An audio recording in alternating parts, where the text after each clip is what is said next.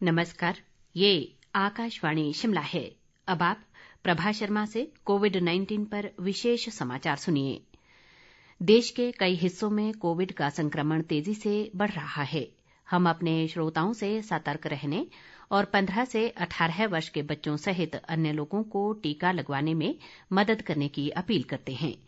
Corona virus का नया स्वरूप ओमिक्रॉन चिंता का कारण है। कृपया सुरक्षित रहने के लिए 3 सरल उपायों का पालन अवश्य करें। मास्क पहनें, 2 गज की सुरक्षित दूरी बनाए रखें, हाथ और चेहरा साफ रखें। कोविड से संबंधित जानकारी और मार्गदर्शन के लिए राष्ट्रीय हेल्पलाइन नंबर 011-2397-8046 और 1075 पर संपर्क करें। केंद्रीय स्वास्थ्य मंत्रालय ने विदेश से आने वाले यात्रियों के लिए संशोधित दिशा निर्देश जारी किए हैं, जो आज से लागू हो गए हैं। जोखिम वाले देशों से आए और भारत पहुंचने पर कोविड पॉजिटिव पाए गए यात्रियों का मानक नियमों के अनुसार उपचार किया जाएगा या पृथकवास में रखा जाएगा। उन्हें अनिवार्य रूप से पृथकवास केंद्र में रहना नहीं होगा।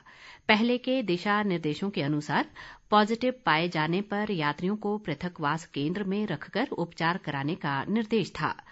जोखिम वाले देशों से आ रहे यात्रियों को कोविड जांच के लिए सैंपल देना होगा और उन्हें जांच परिणाम आने तक हवाई अड्डे पर प्रतीक्षा करनी होगी। यदि रिपोर्ट नेगेटिव आती है तो उन्हें 7 दिन के लिए घर में पृथकवास में रहना होगा और भारत पहुंचने के 8वें दिन RT-PCR जांच करानी होगी। देश में कोविड-19 से स्वस्थ होने की दर 93.31% हो गई है। कोरोना संक्रमण से अब तक 3,63,01,482 लोग स्वस्थ हो चुके हैं। मौजूदा समय में देश में कोरोना के सक्रिय मरीजों की संख्या बढ़कर 21,13,365 हो गई है। देश में कोरोना संक्रमितों की कुल संख्या 3,89,03,731 तक पहुंच गई है। संक्रमण से अब तक देश भर में 4,88,884 लोगों की मृत्यु हुई है। बीते 24 घंटों के दौरान देश में 3,37,704 नए मामलों की पुष्टि हुई है।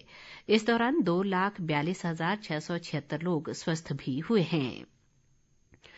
15 से 18 वर्ष आयु वर्ग के लिए टीकाकरण शुरू होने के 19 दिनों की अवधि में 4 करोड़ से अधिक किशोरों को कोविड रोधी टीके लगाए गए हैं। केंद्रीय स्वास्थ्य मंत्री मनसुख मांडविया ने टीकाकरण की तेज गति का उल्लेख करते हुए कहा कि युवा भारत कोविड महामारी के खिलाफ संघर्ष को मजबूत करने में महत्वपूर्ण भूमिका अदा कर रहा है। प्रदेश में कोरोना मामलों में तेज वृद्धि लगातार जारी है। राज्य में पिछले कल 2,940 नए कोरोना मामलों की पुष्टि हुई है, जबकि इस दौरान 1,477 संक्रमित स्वस्थ भी हुए हैं। वर्तमान में राज्य में कोरोना के सक्रिय मामलों की संख्या बढ़कर 17,071 हो गई है। कोरोना संक्रमण से प्रदेश में अभी तक 3,908 लोगों की मृत्यु हुई है। मौजूदा समय में शिमला जिले में कोरोना के सर्वाधिक 2,678 सक्रिय मामले हैं।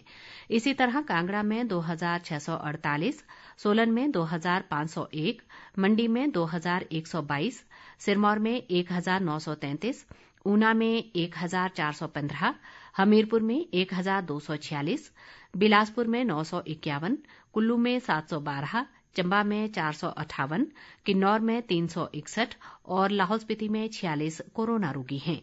राज्य में अभी तक 42,30,987 लोगों की कोरोना जांच की जा चुकी है, जिनमें से 39,73,444 की रिपोर्ट नेगेटिव आई है। केंद्रीय स्वास्थ्य व परिवार कल्याण मंत्रालय ने बच्चों और किशोरों में कोविड संक्रमण से निपटने के लिए संशोधित व्यापक दिशा निर्देश जारी किए हैं। मंत्रालय ने संक्रमण की गंभीरता के बावजूद 18 वर्ष से कम उम्र के बच्चों को एंटीवायरल या मोनोक्लोनल एंटीबॉडी नहीं देने की सिफारिश की है। दिशा निर्देशों में कहा गया है कि बिना परामर्श, कोविड लक्षण के बिना और हल्के लक्षण वाले मामलों में स्टेरॉयड का उपयोग हानिकारक है।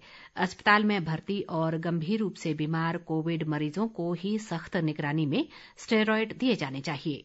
दिशा निर्देशों में कहा गया है कि स्टेरॉयड का इस्तेमाल सही समय पर, सही खुराक के रूप में और सही अवधि के लिए किया जाना चाहिए।